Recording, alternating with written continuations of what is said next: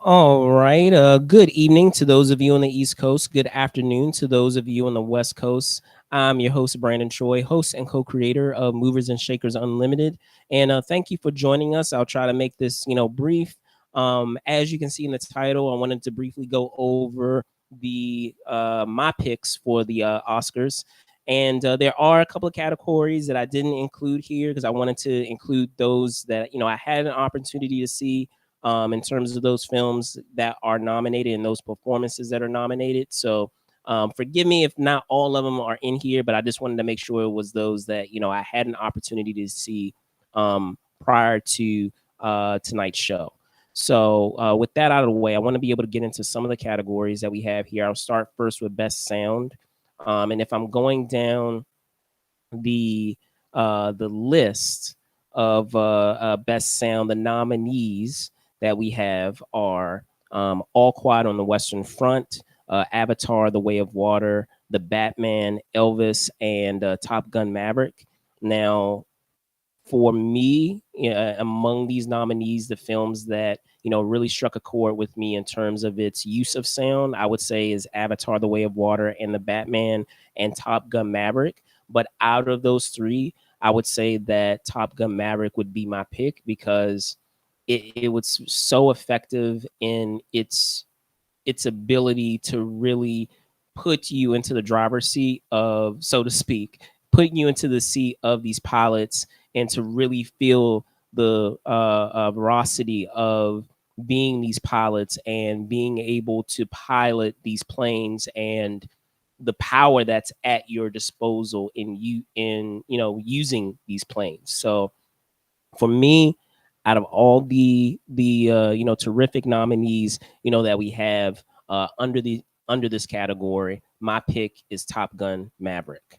All right, so moving up our list. Next up, we have best original score. So if I'm going down the list of our impressive nominees, we have All Quiet on the Western Front. We have Babylon, The Banshees of Inisherin, Everything Everywhere All at Once, and The Fablements. Now, and with the nominees that we have here, it was a I would say for me, it was a toss up between All Quiet on the Western Front, at least, among these nominees themselves. My initial films that, it really, had an impact on me, I would say, is with All Quiet on the Western Front, Everything, Everywhere, All at Once, and The Fablemans. Now, if I'm picking among those three, that I enjoyed the most, I would say it would be Everything, Everywhere, All at Once. It's such a unique uh, story and mishmash of various genres and its ability to seamlessly the music to seamlessly move you to one element of the story to the other was so seamless and it's in the sound it's hard to explain, but it's so unique to the story that's at play with this film. So for me, among the original scores that we have here, Everything, Everywhere, All at Once, and I apologize if I'm butchering your name, but Sun Looks. Um, that would be my pick for best original score. Now, who knows? Sometimes we do have surprises that things may happen, and we may get an unexpected win elsewhere among our nominees, and if I would give a dark horse here, so to speak, I would say John Williams with the Fablemans because I did enjoy that score quite a bit as well. That story that is so personal, of course, to Steven Spielberg. However, just in keeping with all, as I said, all the elements that are at play with Everything Everywhere All at Once and the unique sound that it brings in telling that story, that that's my pick among those nominees. All right, so continuing on, if I'm going into best makeup and hairstyling, so let me put that up for you guys. See if we got here. All right. So as I said, best. I can talk. Gosh, best makeup and hairstyling. The nominees that we have are for All Quiet on the Western Front, the Batman, and let's see, Black Panther, Wakanda Forever, Elvis, and The Whale. Now, among the nominees here, this one was a little tricky for me, to be able to determine because we have some, great achievements with makeup and hairstyling among these films, in talking about The Will, of course, with the transformation that we have, with Brendan Fraser and becoming, that character, but also with the transformations that you see in the Batman as well. I mean, come on, Colin Farrell as the Penguin, he was unrecognizable in that role. So even though it was a lot tighter in terms of trying to determine among the nominees that we have here who I picture would take home the Academy Award, for me I would say it's the Batman. Just the case in point of just Colin Farrell in and of himself, of he's completely disappears in that character and he's completely unrecognizable as the Penguin. You wouldn't know that he was that character unless someone told you. And a lot of times when we have great achievement in makeup and hairstyling, a lot of times while it may still be good, you can still kind of see the actor or actress in that said role. You can still kind of see them through a lot of that makeup, and that's not really the case with the Batman. I would say with that mm, it's very hard to be able to find Colin Farrell unless you're really squinting hard to be able to find him in underneath all that makeup. And it's also a testament of course to his performance, but the use of makeup and that was used for that character and other characters that we have in that film was quite impressive. So for that particular category, for best makeup and hairstyling, my pick is the Batman. Okay, moving down our list, for best costume design, again, similar to what we have with, and let me place it up here for you guys. Similar again to what we have with best makeup and hairstyling. There were some awesome, impressive achievements that happened among the nominees, that we have in this category. And I'll go down the list. We have Babylon, Black Panther, Wakanda Forever, Elvis, Everything, Everywhere, All at Once, Mrs. Harris Goes to Paris. Now, among these films, in terms of the costume design, for me, I would say it's Black Panther, Elvis, and Everything Everywhere All at Once. With Everything Everywhere All at Once, dealing with all those various characters and the variations of many of those characters. With Elvis, with the visual flair that we have with those characters. With Elvis, of course, with the flair which he wore different attire in his performances. They really capture that.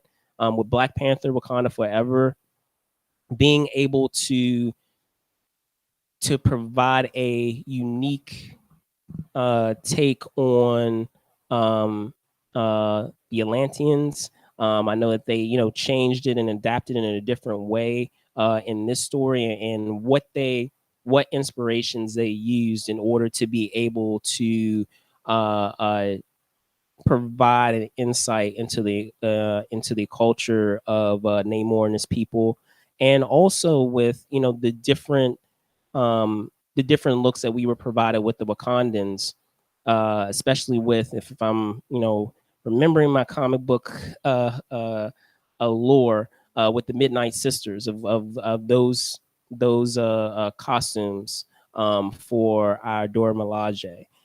So in keeping with the achievement that was made with what we had, not just with the Wakandans, but also with Namor and his people.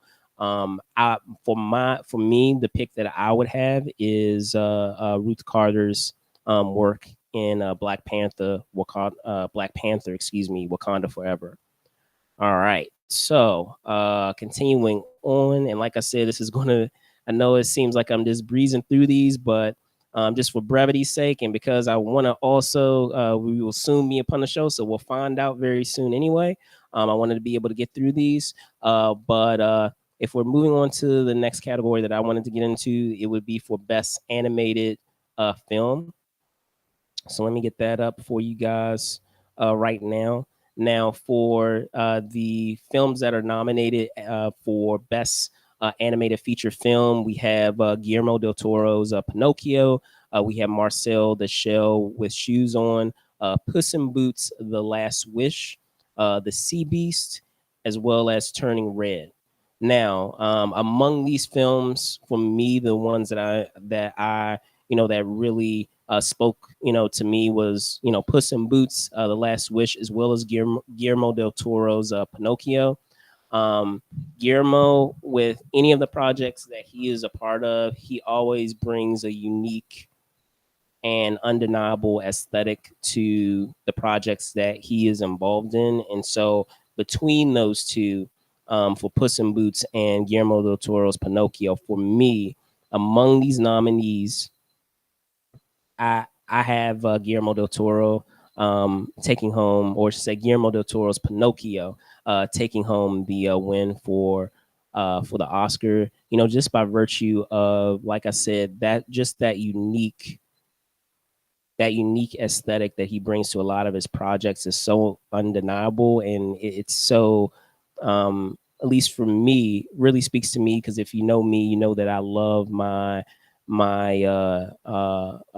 horror films, my fantasy films, and Guillermo del Toro, among his body of work, so many of the films that he has done uh, have fallen, in those wheelhouses. However, even among those said genres, he always brings an interesting and unique aesthetic to any of the stories that he tells, regardless of genre. So while you may picture that I'm being a little biased because of much of the work that I've enjoyed, genre work that he has done in the world of horror and fantasy.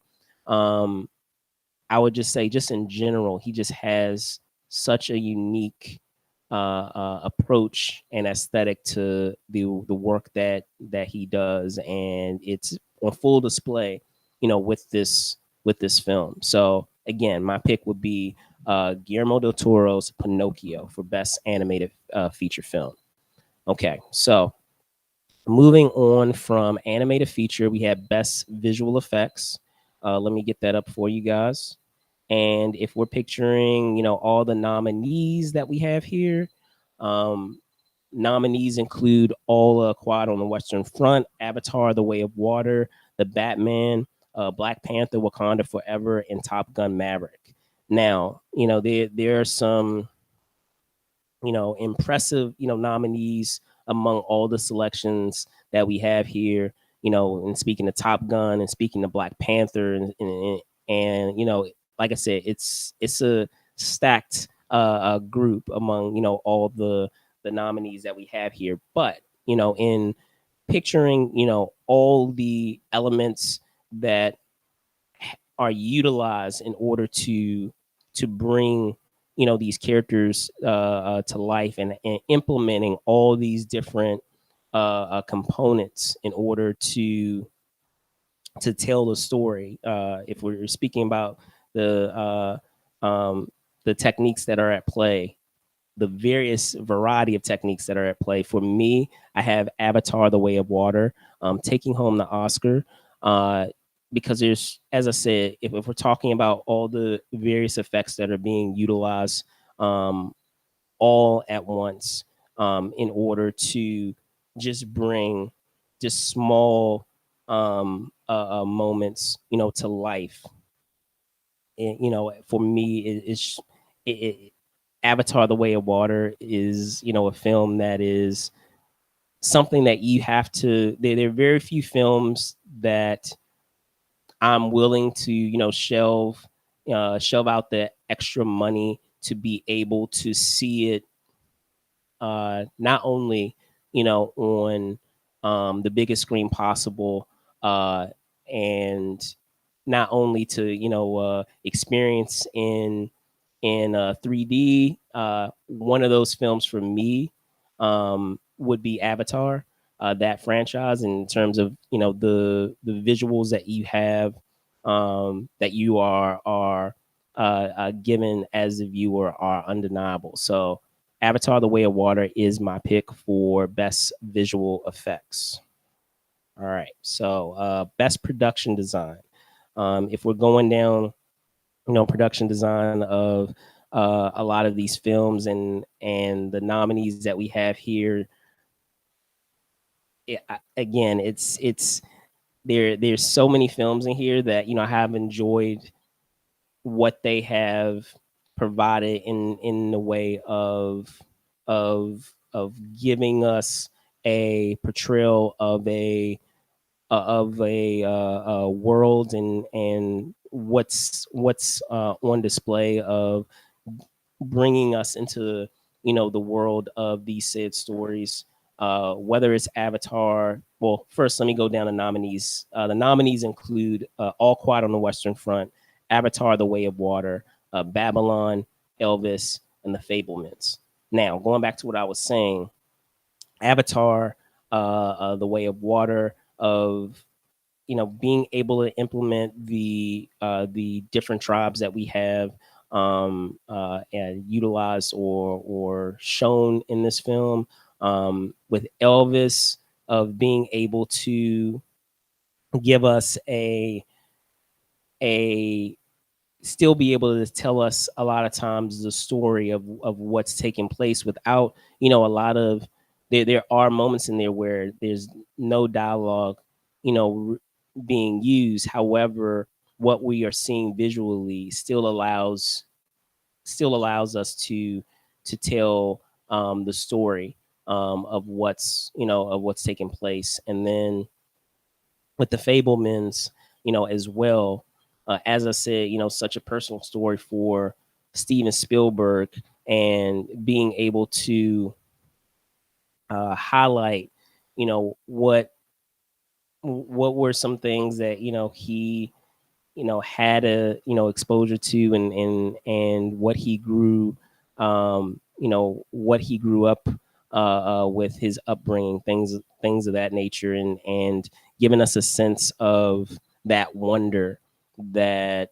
that he, had growing up, of being able to, tell stories. So for me, among the nominees that we have here for production design, I'm gonna go with Elvis, just because of what we have demonstrated in terms of showing the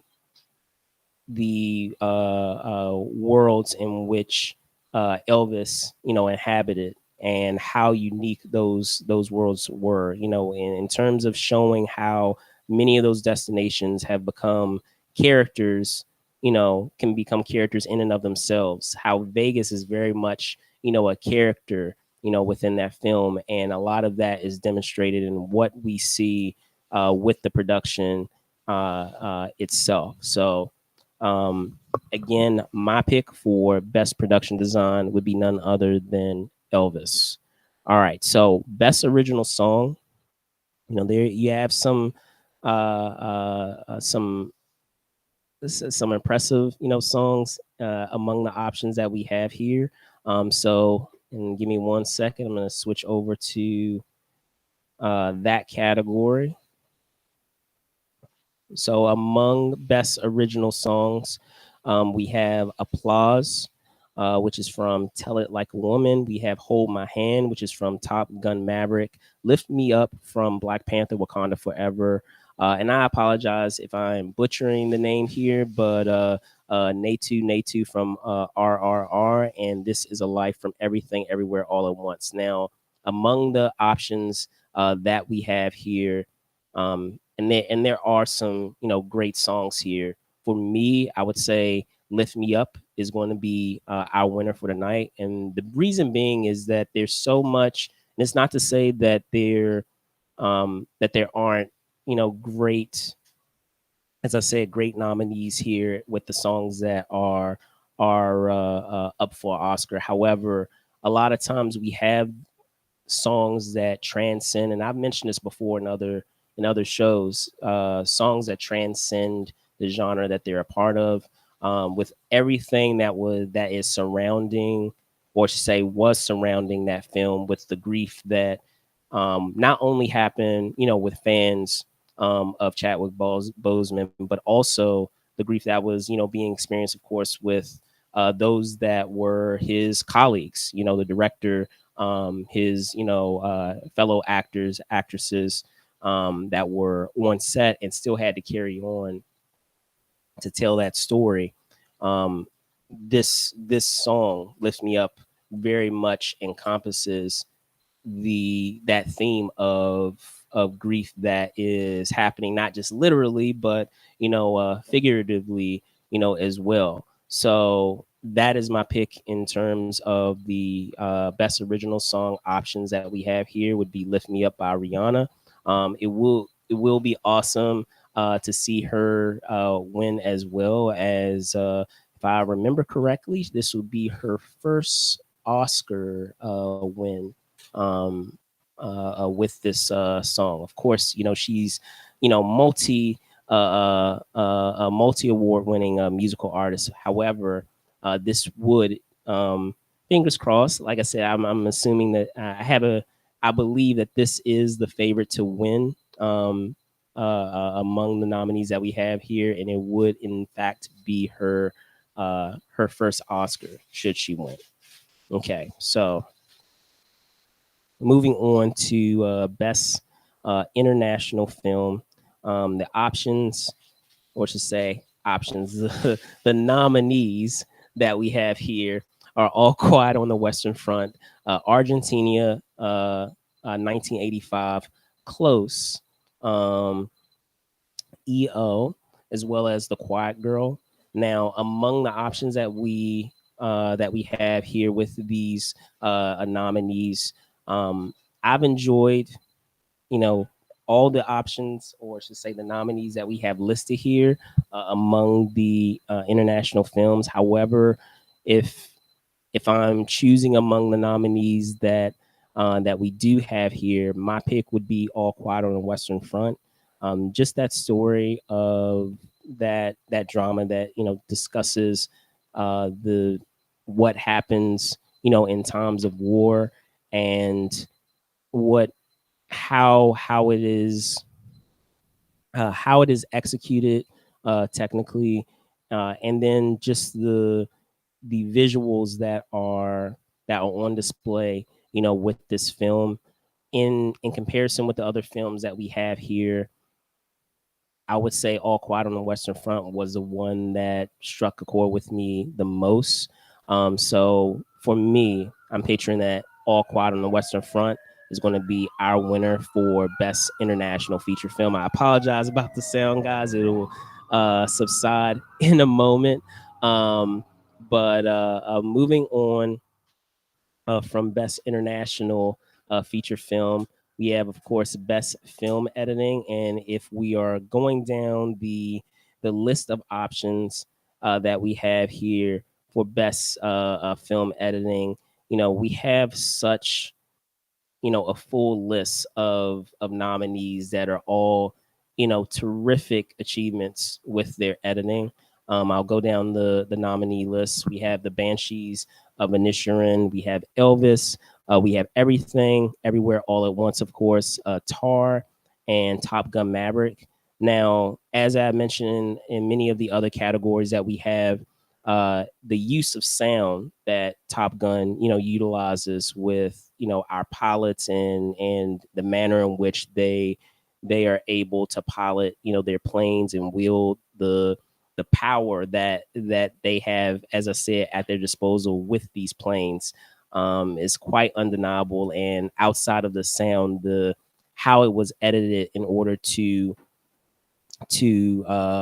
properly demonstrate the power that can be wielded with these planes, and demonstrating that effectively. It's something that I do recall from that film. However, outside of Top Gun Maverick, everything everywhere all at once, and this is going to be a running theme, I'm just going to let you know now, but everything everywhere all at once, basically, if we're talking about those stories, or should say those elements of the film of showing these characters seamlessly transitioning from one aspect or version of their character to another, it was such a seamless thing to that was demonstrated within this film, and the props that were utilized in order to be able to demonstrate those said changes was such a nice visual cue to show the audience of what was happening with the characters. And outside of the impressive performances of the actors, which we're going to get into, of course, is their use of editing to be able to effectively demonstrate that. So for best film editing, the option that I have is Everything Everywhere All at Once. That is my pick to win. Now, I wouldn't be upset if Top Gun Maverick won, because as I said, it the way in which they were able to edit the the various sounds to put you into the seat of these said pilots that we have in the story, was very effective. But I can't deny what the manner and frantic I, the frantic energy in which we have at play with Everything Everywhere All at Once, with our characters and them transitioning from various versions of their said characters. All right, so nearly done, guys, and I know in a couple of minutes our show is going to actually start. Going into best film editing, or say, I apologize, I just said best film editing. Going into best cinematography, we have All Quiet on the Western Front. We have Bardo, False Chronicle of a Handful of Truths. We have Elvis, Empire of Light, as well as Tar. Now, the cinematography for me, as I said, in being able to tell a story visually, and All Quiet on the Western Front was, amazing. And with Elvis as well, being able to tell a story of this artist, and what was it's hard, it's a little hard to explain, but being able to still utilize the camera to give an insight into the state of mind of Elvis, and perhaps his mindset, what he was going through in a given time, was quite effective too.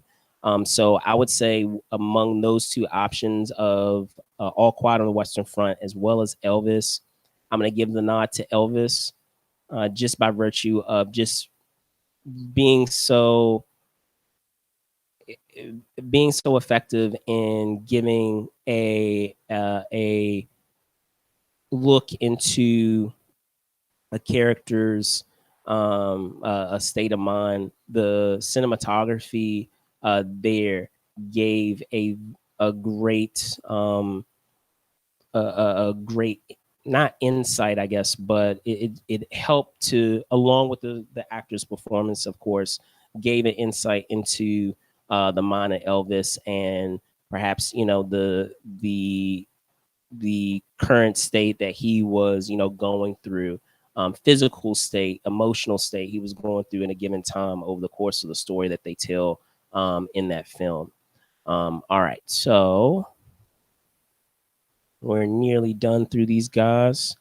Going through best original screenplay. Let me move down our list here. For best original screenplay, we have The Banshees of Inisherin. We have Everything, Everywhere, All at Once, The Fablemans, and we also have Tar, as well as Triangle of a Sadness. Now, among these, again, you're going to hear this theme again and again. My option, I know, huge shocker, is Everything, Everywhere, All at Once. Again, that story of giving us the story of this family and how the use of the multiverse and how these different variations of their say characters factor into the story is was such a unique concept. And so with all the the nominees there, that is my pick for best original screenplay. So Everything, Everywhere, All at Once, which was written by Daniel Kwan and Daniel Schneider. Okay, so best adapted screenplay. Let me get there for you guys, and if I'm gonna go down my list of nominees, give me 1 second here.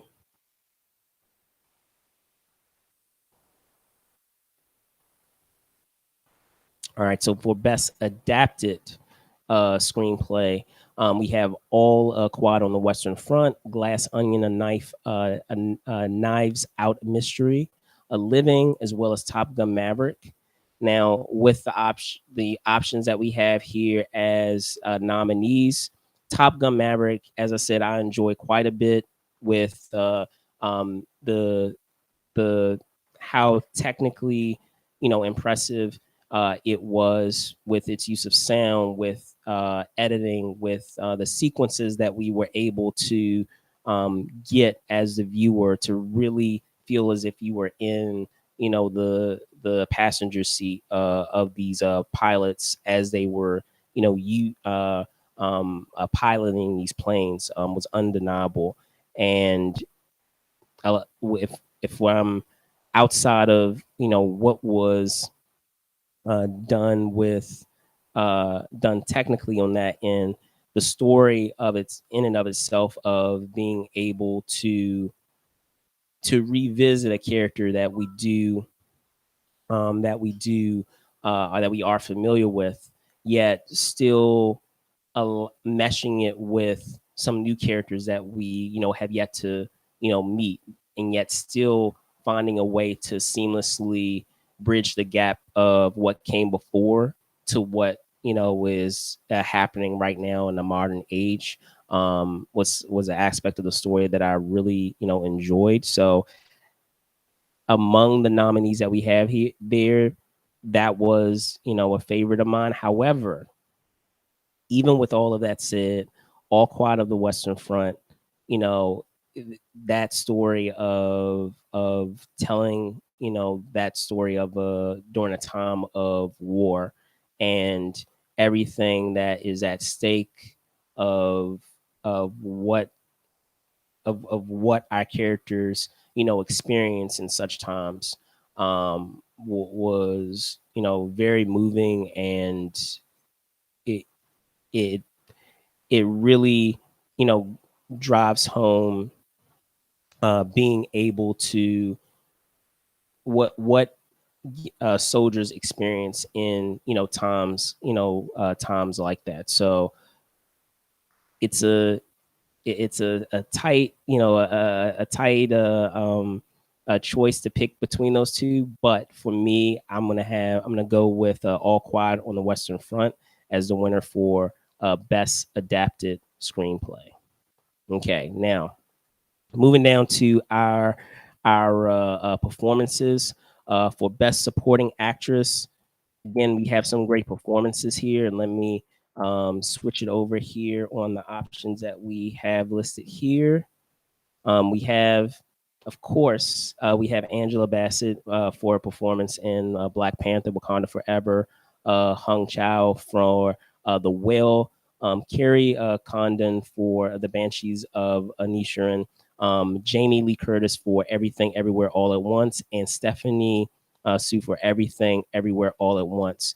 Now, there's some great performances that we have here, but among the performances that we have listed here, for me, I'm going with Angela Bassett. You know, there's so much momentum going into the Oscars of what has happened this award season, and a lot of times that momentum can give a really good indication of you know what will continue to happen. That snowball that will continue to come as award season continues. And as I said, there's some great terrific performances here. Whether we have Jamie and Stephanie from Everything Everywhere All at Once, or Hung from The Will. But if I'm to pick among all the great nominees here, Angela Bassett would be my pick to take home the Oscar for Best Supporting Actress. Okay, so going into supporting actor, the nominees that we have are Brendan Gleeson for The Banshees of Inisherin, Brian Tyree Henry for Causeway, Judd Hirsch for The Fablemans, Barry, and I apologize if I'm butchering your name, sir, but Keong from The Banshees of Inisherin, and Kiwi Kwan from Everything Everywhere All at Once.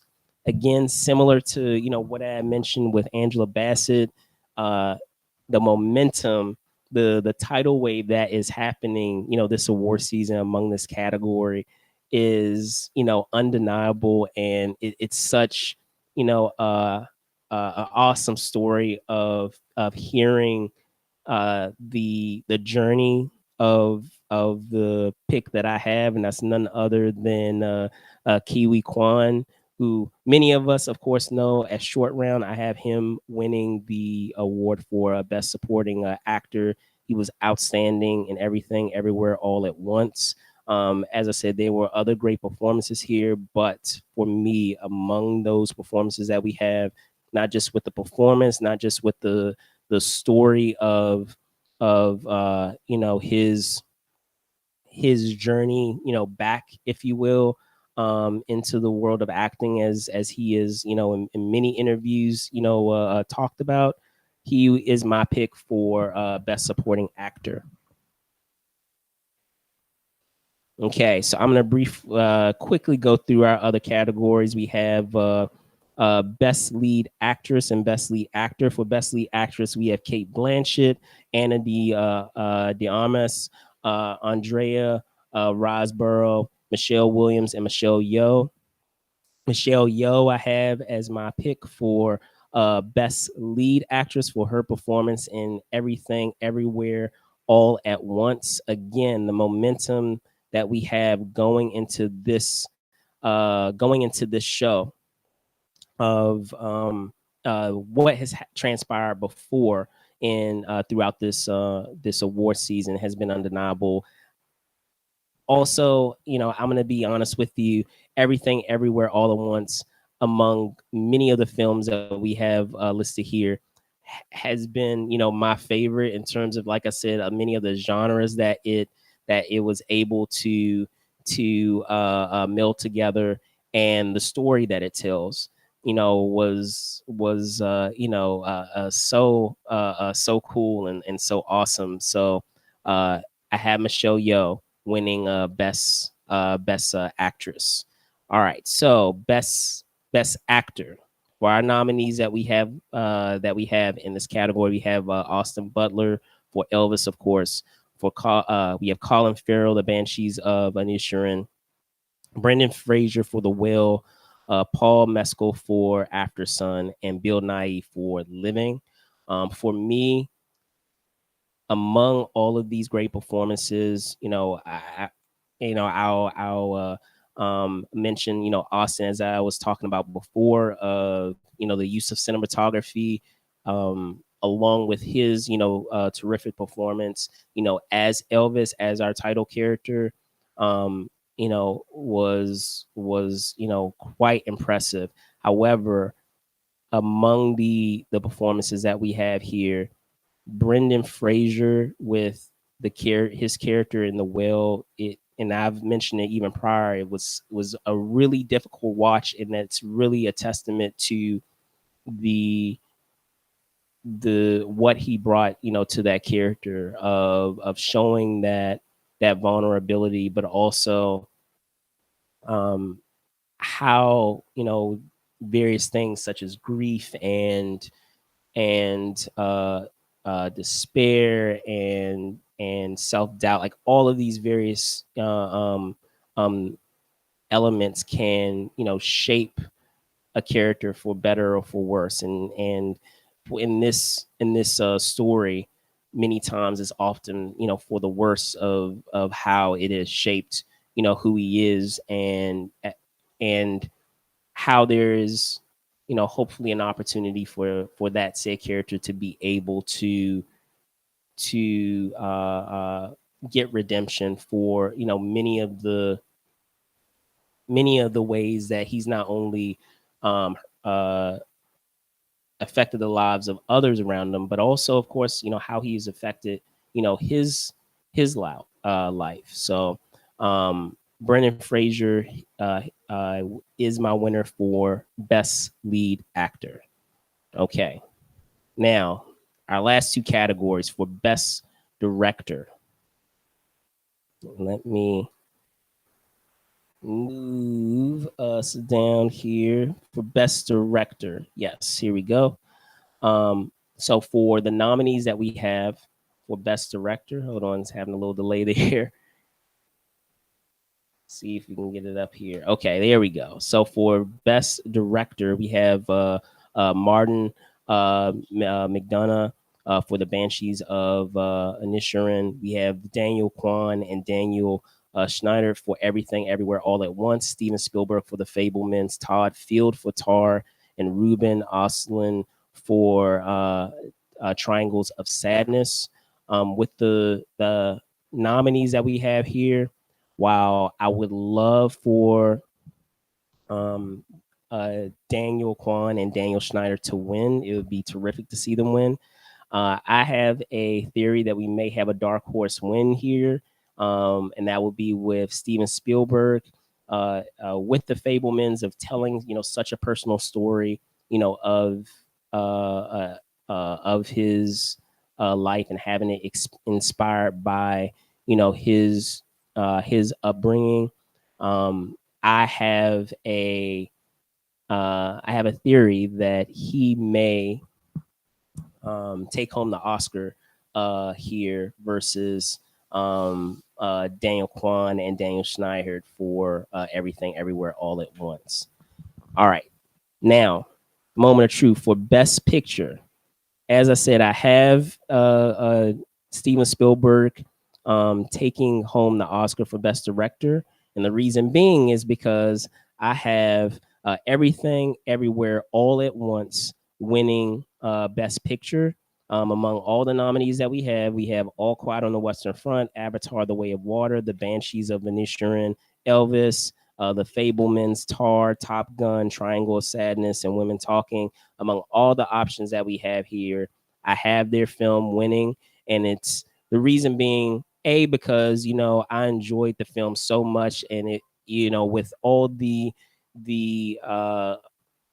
story of getting it made, the ensemble that you have working on the film, the story that it's telling. There's so many components of it that work so well and mesh together so well. So I have that as my winner for Best Picture. So again, for among the nominees that we have for Best Picture, Everything Everywhere All at Once is my pick to win for Best Picture. I'm gonna skedaddle right now because we are already going into the show. But let me know what your picks are, if some of them ended up being right, and till next time.